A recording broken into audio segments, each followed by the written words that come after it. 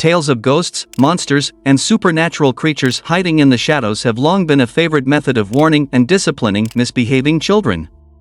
Among these stories is the infamous Si Quey, often referred to as Thailand's Boogeyman. But perhaps Child Eater fits him better. Keep watching to find out more. Si Quey, a man who was convicted as a cannibal in the 1950s, had his story come to a close when his remains were finally cremated at Wat Bang Preek Thai in Nonthaburi province in July.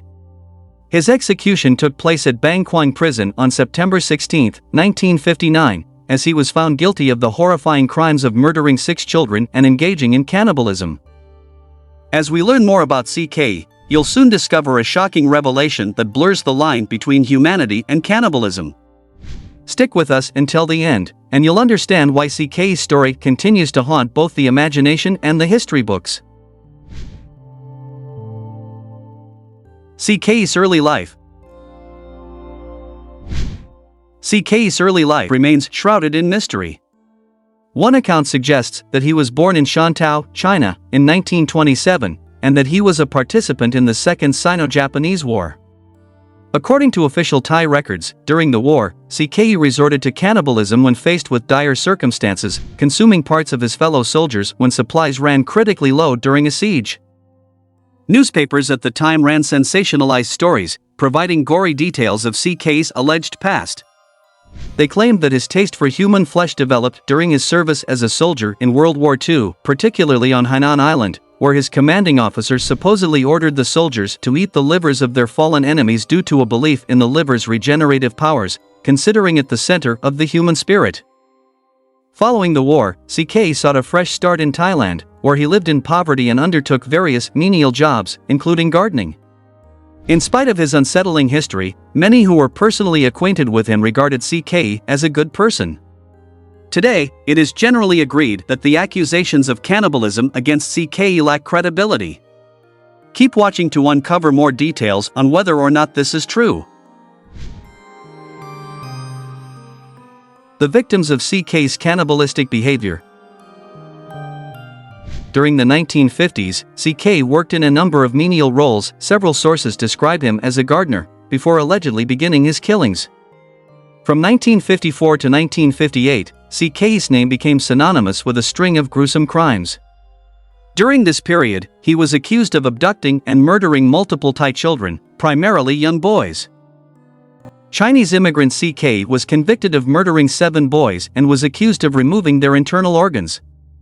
4 of these young victims were discovered in the Thap Sakai district in central Thailand, while the other heinous crimes took place in Bangkok, as well as the nearby regions of Nakhon Pathom and Rayong. Over the years, misbehaving children have often been cautioned by their parents with a warning: behave yourself, or you might fall into the clutches of Si Quey.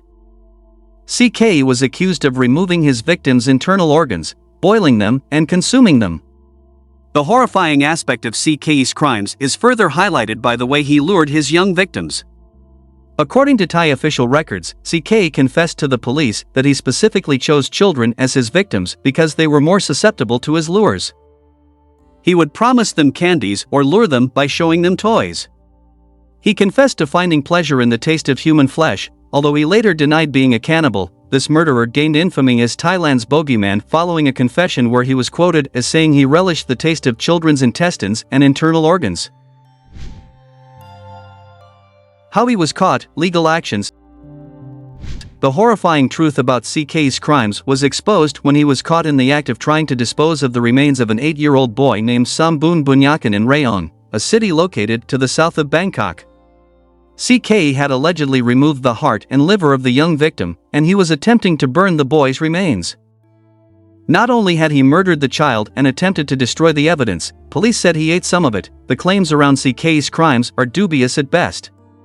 Since he couldn't speak Thai very well, police could only interrogate him through an interpreter. Records from the time period show rampant police corruption, the use of torture to elicit false confessions, and pervasive anti-Chinese sentiment that would have made a poor Chinese worker a convenient scapegoat for crimes. During questioning, police claimed Si Quey admitted to the murder of 6 missing children. He removed their organs, boiled them, and ate them. He was sentenced to death by the court. At the time of his execution, Si Quey had been accused of murdering 6 children, 4 of whom were found with internal organs missing. The arrest led to accusations of him murdering children in Prachuap Khiri Khan, Nakhon Pathom, Rayong and Bangkok from 1954 to 1958.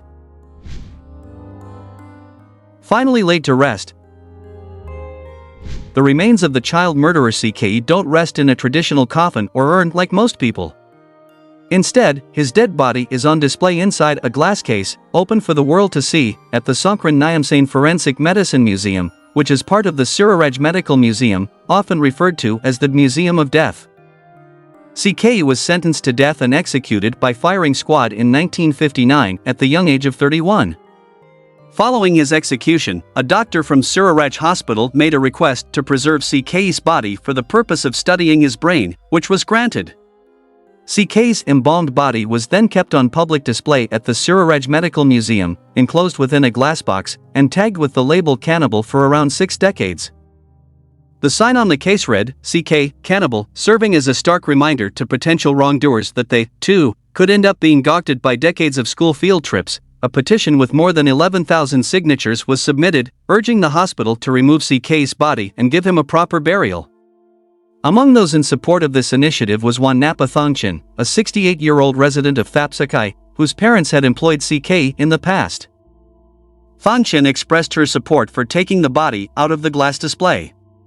She shared how the museum exhibit made Si Quey appear tormented, generating feelings of sympathy. Thongchin stated, "Even though he wasn't a part of our family, we considered him as one because he was just a lone migrant from Shantau. Villagers spoke of him as a good person, which made me feel sorry for him. It was as if he was being tormented, so we felt the need to remove him from the glass box." In 2020, Si Quey's body was removed from the museum to fulfill the request of the people of Thap Sakai in Prachuap Khiri Khan province, where Si Quey had resided. This decision was also supported by netizens and the National Human Rights Commission. His body received a state-funded cremation at the Wat Bang Prang Thai Temple, one of 2 temples located near the Bang Kwang prison where Si Quey faced execution.